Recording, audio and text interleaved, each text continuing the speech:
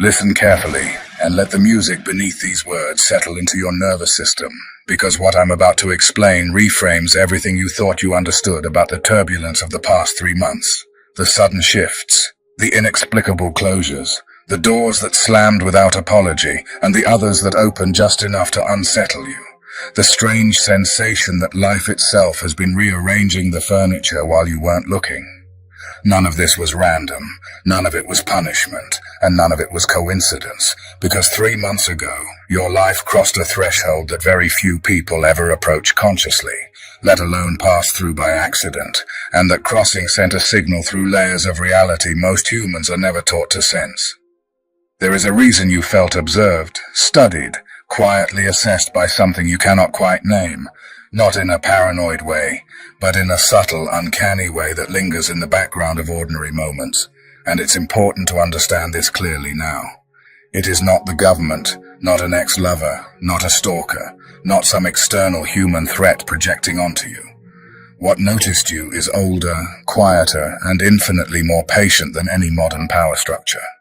Across centuries, it has been given many names, but its function never changes. It tracks anomalies in the human consciousness grid, deviations in the expected pattern of awareness, choice, and perception. 3 months ago, your energetic signature lit up their entire observational field, not because you sought awakening or chased hidden knowledge, but because you were yourself at a precise moment when timing, emotion, and intention aligned so perfectly that you turned something without realizing there was a lock at all. In their records, you are now classified as what they call an unconscious key, not as a compliment or an insult, but as a technical designation, because you unlocked a mechanism in reality without studying for it, without training for it, and without knowing it existed. And once that mechanism is engaged, reality does not return to its previous configuration. You may believe this is about a single decision you made, a conversation where you finally said no, a boundary you refused to abandon, a moment where you walked away instead of shrinking yourself to fit expectations, and you wouldn't be wrong. But the implications run far deeper than the surface narrative your mind can easily process. When you made that choice, when you shifted your internal posture from survival to truth in that exact way, you didn't just alter your personal timeline, you activated something that had been dormant in the collective unconscious for generations. Think back to that moment 3 months ago when everything felt subtly but unmistakably different, not better or worse, but altered, as if the background frequency of reality itself had been retuned. That wasn't imagination. That was what they refer to as a consciousness key turn, an event so specific in its internal configuration that it occurs only a handful of times in a lifetime across entire populations. Most people live and die without ever approaching it, because distraction, conditioning, fear, and compliance keep them from making the precise internal shift required. But you, in your unplanned rebellion against what was suffocating you, in your refusal to continue betraying yourself quietly, stepped into the exact combination of authenticity, timing, and emotional coherence that turned the lock. They have documented people like you for centuries, individuals who unknowingly shift timelines and activate dormant programs in reality's source code. And while ancient languages gave you many titles, unconscious key is the one they use now, because you unlock doors in human consciousness simply by existing as you are. Here is what is actually happening beneath the surface of your daily life, whether you are thinking about it or not. Every time you make a decision from that deep, pre-verbal place inside you, the place that exists before fear, before social conditioning, before performance, you are turning tumblers in a lock most people do not even know exists. 3 months ago, you turned the final tumbler. The door is open now, and information, possibilities and potentials that were never meant to flow freely into this layer of experience are moving through. The order that observes this does not recruit, does not send invitations, does not sit in shadowy rooms plotting outcomes. They watch, they document, and they analyze as reality reorganizes itself around unconscious keys, and they are watching you because you are not doing this on purpose. That is what makes you disruptive to established systems. Conscious awakening can be guided, branded, monetized, managed, and contained when someone actively seeks it. You are awakening by instinct rather than instruction, breaking patterns you didn't even know existed, solving puzzles you were never told were placed in front of you. They have protocols for seekers, methods for mystics, strategies for those who chase enlightenment. For someone like you, all they can do is observe as your ordinary, authentic choices quietly restructure reality. You may have already noticed the effects. Your presence alters probability fields without effort. Conversations bend when you enter a room. Plans either collapse or suddenly succeed because you are involved, and events pivot around you without your intention. You are not manifesting consciously. You are simply being yourself at such a raw, coherent frequency that reality must adjust its parameters to accommodate you. Since the key turn, isolation has been one of the first signs. People who once understood you suddenly don't. Conversations that used to flow now feel strained or hollow, as though you are speaking different languages. This is not rejection so much as frequency separation. You are vibrating at a rate that many cannot perceive or sustain. Alongside that isolation comes synchronicities, repeating numbers, songs arriving at impossible moments, strangers speaking answers to questions still forming inside you. These are not coincidences, but confirmations that you have shifted into a layer of reality where communication happens through patterns and symbols rather than direct explanation. Time itself begins to behave differently, hours compressing, days blurring, certain moments stretching endlessly because you are no longer locked into linear time in the same way. As an unconscious key, you are sampling multiple timelines at once, gathering information others cannot access. Your sensitivities sharpen. You feel lies as distortions in the field rather than hearing them in words. You sense events before they happen. You register emotional states of people you haven't seen in years. This is not imagination or heightened empathy. It is an expansion of perception, an ability to read the metadata of reality itself. The truth that may unsettle you is this: you were not chosen by an external authority. You chose yourself through a long chain of authentic responses to impossible situations. Every time life tried to break you, and you answered in a way that refused to follow the ordinary script of collapse, numbness, or bitterness, you were quietly building toward this moment. The order does not select unconscious keys. They only recognize them when they appear. You did not meditate your way here, study your way here, or follow a teacher into this state. You survived in such a precise and specific way that you accidentally achieved what many deliberate seekers spend lifetimes chasing. A key does not know it is a key. It simply exists in a shape that fits a lock. Through your unique combination of experiences, losses, refusals, tenderness, and stubborn dignity, you shaped yourself into something that matched a lock most people do not even suspect exists. When you turned it, you didn't just open a door for yourself. You activated a process in the collective consciousness that cannot be reversed. Right now, probability waves are reorganizing around your attention. Your unconscious processes are influencing which version of reality crystallizes into experience, not only for you, but for those within your expanding field. Every honest thought sends ripples. Every decision made from truth, rather than conditioning, nudges timelines for people you may never meet. You are not responsible for this in the way responsibility is usually framed. It is unfolding whether you want it to or not, and that lack of deliberate intention is precisely what defines you as an unconscious key. History is filled with people like this, though their stories are rarely told accurately. Individuals who were simply trying to survive an ordinary day and inadvertently prevented wars, destabilized corrupt systems, or sparked cultural renaissances because their presence landed on a fault line of possibility. The effects were often subtle at first: a meeting cancelled, a resource redirected, a pattern quietly broken. But those subtle shifts accumulated and magnified. You may have noticed how your presence exposes the true calibration of those around you. Without trying to lead or influence, you act as a living litmus test. Integrity reveals itself. Courage or its absence becomes visible. People either rise to meet your resonance or recoil from it. This is not your doing. It is the physics of authenticity. The order observing you is not evil or benevolent in any mythic sense. They are archivists, scientists of consciousness who map anomalies and study evolution of awareness. They introduce ordinary probes into the field, a book, a conversation, an unlocked door, and observe the response. What frustrates them most is that you cannot be replicated. The conditions that forged you were chaotic and singular, a mixture of trauma and mercy, randomness and resolve, desire, loss, and a quiet refusal to surrender your core. That combination resists synthesis. Your influence operates below conscious intent, raw and unfiltered, and therefore difficult to corrupt or redirect. Since your activation, a split has occurred in the collective timeline, not a dramatic rupture visible to the eye, but a subtle divergence in the weave of possibility. Some people felt your frequency instinctively and crossed into the new branch without understanding why.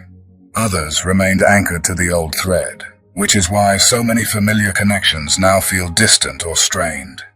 No one betrayed anyone.